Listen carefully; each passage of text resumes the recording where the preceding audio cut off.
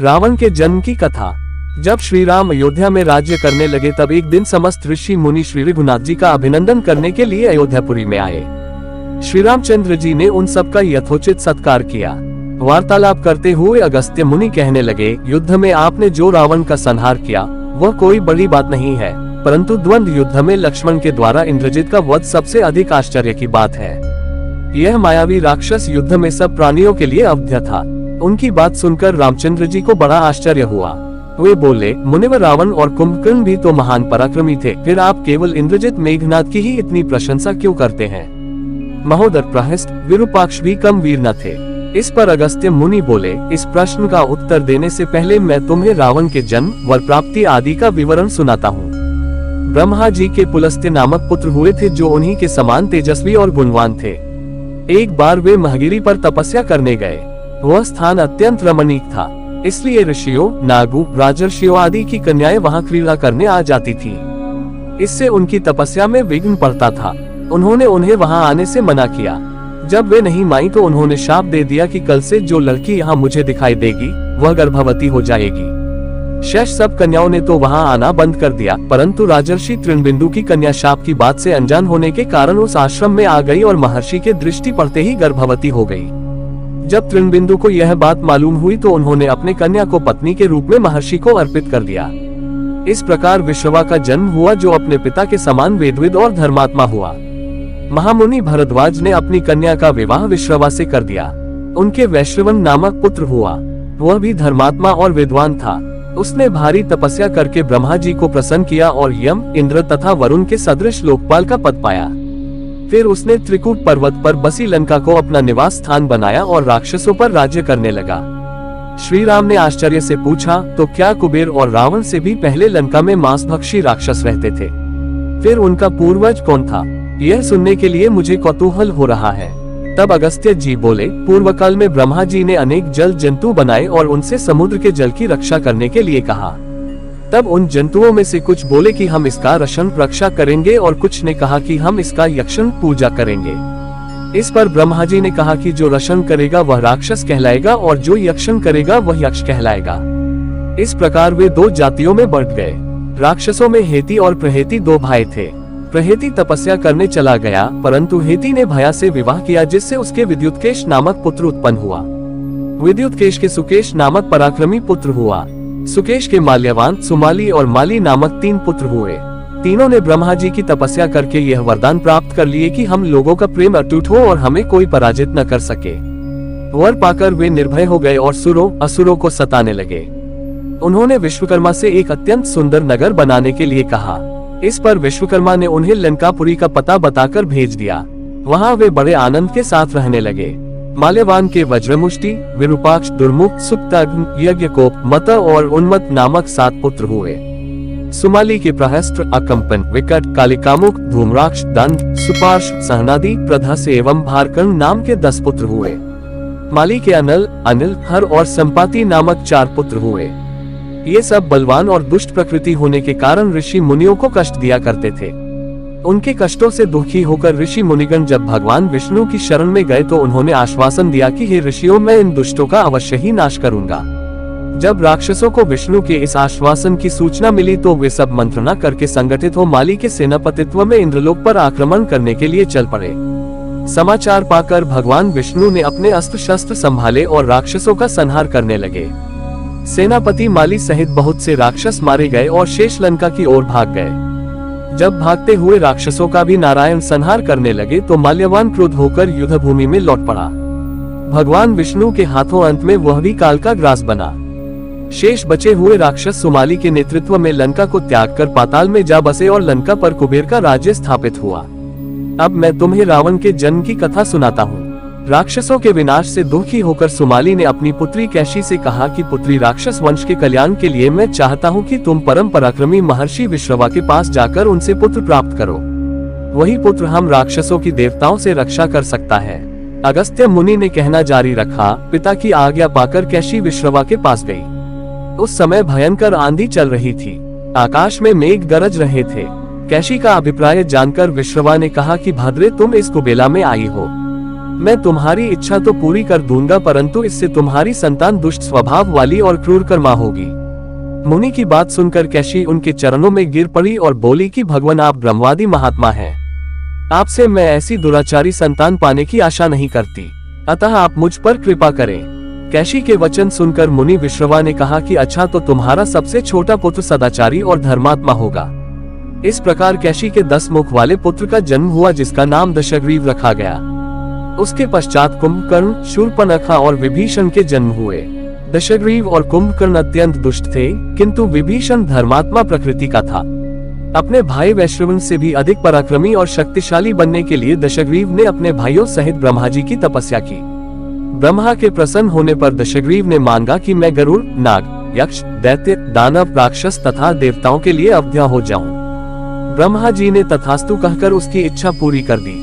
विभीषण ने धर्म में अविचल मति का और कुंभकर्ण ने वर्षों तक सोते रहने का वरदान पाया। फिर दशग्रीव ने लंका के राजा कुबेर को विवश किया कि वह लंका छोड़कर अपना राज्य उसे सौंप दे। अपने पिता विश्रवा के समझाने पर कुबेर ने लंका का परित्याग कर दिया और रावण अपनी सेना, भाइयों तथा सेवकों के साथ लंका में रहने लगा। लंका में जम जाने के बाद अपने बहन शूर्पणखा का विवाह कालका के पुत्र दानवराज विद्युविह्वा के साथ कर दिया। उसने स्वयं दिति के पुत्र मय की कन्या मंदोदरी से विवाह किया, जो हेमा नामक अप्सरा के गर्भ से उत्पन्न हुई थी। विरोचन कुमार बलि की पुत्री वज्रज्वला से कुंभकर्ण का और गंधर्वराज महात्मा शैलुष की कन्या सरमा से विभीषण का विवाह हुआ। कुछ समय पश्चात मंदोदरी ने मेघनाद को जन्म दिया, जो इंद्र को परास्त कर संसार में इंद्रजित के नाम से प्रसिद्ध हुआ। सत्ता के मद में रावण उच्छृंखल हो देवताओं, ऋषियों, यक्षों और गंधर्वों को नाना प्रकार से कष्ट देने लगा। एक बार उसने कुबेर पर चढ़ाई करके उसे युद्ध में पराजित कर दिया और अपनी विजय की स्मृति के रूप में कुबेर के पुष्पक विमान पर अधिकार कर लिया। उस विमान का वेग मन के समान तीव्र था। वह अपने ऊपर बैठे हुए लोगों की इच्छानुसार छोटा या बड़ा रूप धारण कर सकता था। विमान में मणि और सोने की सीढ़ियां बनी हुई थी और तपाए हुए सोने के आसन बने हुए थे। उस विमान पर बैठकर जब वह श्रवण नाम से प्रसिद्ध सरकंडों के विशाल वन से होकर जा रहा था, तो भगवान शंकर के पार्षद नंदीश्वर ने उसे रोकते हुए कहा कि दशग्रीव, इस वन में स्थित पर्वत पर भगवान शंकर क्रीड़ा करते हैं, इसलिए यहाँ सभी सुर, असुर, यक्ष आदि का आना निषिद्ध कर दिया गया है। नंदीश्वर के वचनों से क्रुद्ध होकर रावण विमान से उतरकर भगवान शंकर की ओर चला। उसे रोकने के लिए उससे थोड़ी दूर पर हाथ में शूल लिए नंदी दूसरे शिव की भांति खड़े हो गए। उनका मुख वानर जैसा था। उसे देखकर रावण ठहाका मारकर हंस पड़ा। इससे कुपित हो नंदी बोले कि दशानन, तुमने मेरे वानर रूप की अवहेलना की है, इसलिए तुम्हारे कुल का नाश करने के लिए मेरे ही समान पराक्रमी रूप और तेज से संपन्न वानर उत्पन्न होंगे। रावण ने इस ओर तनिक भी ध्यान नहीं दिया और बोला कि जिस पर्वत ने मेरे विमान की यात्रा में बाधा डाली है, आज मैं उसी को उखाड़ फेंकूंगा। यह कहकर उसने पर्वत के निचले भाग में हाथ डालकर उसे उठाने का प्रयत्न किया। जब पर्वत हिलने लगा तो भगवान शंकर ने उस पर्वत को अपने पैर के अंगूठे से दबा दिया। इससे रावण का हाथ बुरी तरह से दब गया और वह पीड़ा से चिल्लाने लगा।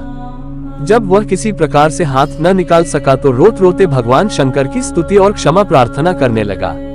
इस पर भगवान शंकर ने उसे क्षमा कर दिया और उसके प्रार्थना करने पर उसे एक चंद्रहास नामक खड्ग भी दिया। अगस्त्य मुनि ने आगे कहा, एक दिन हिमालय प्रदेश में भ्रमण करते हुए रावण ने अमित तेजस्वी ब्रह्मर्षि कुशध्वज की कन्या वेदवती को तपस्या करते देखा। उस देखकर वह मुग्ध हो गया और उसके पास आकर उसका परिचय तथा अविवाहित रहने का कारण पूछा। वेदवती ने अपने परिचय देने के पश्चात बताया कि मेरे पिता विष्णु से मेरे विवाह करना चाहते थे। इससे क्रुद्ध होकर मेरी कामना करने वाले दैत्यराज शंभु ने सोते में उनका वध कर दिया। उनके मरने पर मेरी माता भी दुखी होकर चिता में प्रविष्ट हो गई। तब से मैं अपने पिता की इच्छा पूरी करने के लिए भगवान विष्णु की तपस्या कर रही हूँ। उन्हीं को मैंने अपना पति मान लिया है। पहले रावण ने वेदवती को बातों में फुसलाना चाहा, फिर उसने जबरदस्ती करने के लिए उसके केश पकड़ लिए। वेदवती ने एक ही झटके में पकड़े हुए केश काट डाले। फिर यह कहती हुई अग्नि में प्रविष्ट हो गई कि दुष्ट, तूने मेरा अपमान किया है। इस समय तो मैं यह शरीर त्याग रही हूँ, परंतु तेरा विनाश करने के लिए फिर जन्म लूंगी। अगले जन्म में मैं अयोनिजा कन्या के रूप में जन्म लेकर किसी धर्मात्मा की पुत्री बनूंगी। अगले जन्म में वह कन्या कमल के रूप में उत्पन्न हुई। उस सुंदर कांति वाली कमल कन्या को एक दिन रावण अपने महलों में ले गया। उसे देखकर ज्योतिषियों ने कहा कि राजन, यदि यह कमल कन्या आपके घर में रही तो आपके और आपके कुल के विनाश का कारण बनेगी। यह सुनकर रावण ने उसे समुद्र में फेंक दिया। वहां से वह भूमि को प्राप्त होकर राजा जनक के यज्ञ मंडप के मध्यवर्ती भूभाग में जा पहुंची। वहां राजा द्वारा हल से जोती जाने वाली भूमि से वह कन्या फिर प्राप्त हुई। वही वेदवती सीता के रूप में आपकी पत्नी बनी और आप स्वयं सनातन विष्णु हैं। इस प्रकार आपके महान शत्रु रावण को वेदवती ने पहले ही अपने शाप से मार डाला था। आप तो उसे मारने में केवल निमित्त मात्र थे। अनेक राजा महाराजाओं को पराजित करता हुआ दशग्रीव इक्ष्वाकु वंश के राजा अनरण्य के पास पहुंचा, जो अयोध्या पर राज्य करते थे। उसने उन्हें भी द्वंद्व युद्ध करने अथवा पराजय स्वीकार करने के लिए ललकारा। दोनों में भीषण युद्ध हुआ, किंतु ब्रह्मा जी के वरदान के कारण रावण उनसे पराजित न हो सका। जब अनरण्य का शरीर बुरी तरह से क्षत विक्षत हो गया तो रावण इक्ष्वाकु वंश का अपमान और उपहास करने लगा। इससे कुपित होकर अनरण्य ने उसे शाप दिया कि तूने अपने व्यंगपूर्ण शब्दों से इक्ष्वाकु वंश का अपमान किया है, इसलिए मैं तुझे शाप देता हूँ कि महात्मा इक्ष्वाकु के इसी वंश में दशरथ नंदन राम का जन्म होगा, जो तेरा वध करेंगे। यह कहकर राजा स्वर्ग सिधार गए। रावण की उद्दंडता में कमी नहीं आई। राक्षस या मनुष्य जिसको भी वह शक्तिशाली पाता, उसी के साथ जाकर युद्ध करने लगता। एक बार उसने सुना कि किष्किंधापुरी का राजा बाली बड़ा बलवान और पराक्रमी है, तो वह उसके पास युद्ध करने के लिए जा पहुंचा। बाली की पत्नी तारा के पिता सुषेण, युवराज अंगद और उसके भाई सुग्रीव ने उसे समझाया कि इस समय बाली नगर से बाहर संध्योपासना के लिए गए हुए हैं। वे ही आपसे युद्ध कर सकते हैं और कोई वानर इतना पराक्रमी नहीं है जो आपके साथ युद्ध कर सके, इसलिए आप थोड़ी देर उनकी प्रतीक्षा करें। फिर सुग्रीव ने कहा कि राक्षसराज सामने जो शंख जैसे हड्डियों के ढेर लगे हैं, वे बाली के साथ युद्ध की इच्छा से आए आप जैसे वीरों के ही हैं।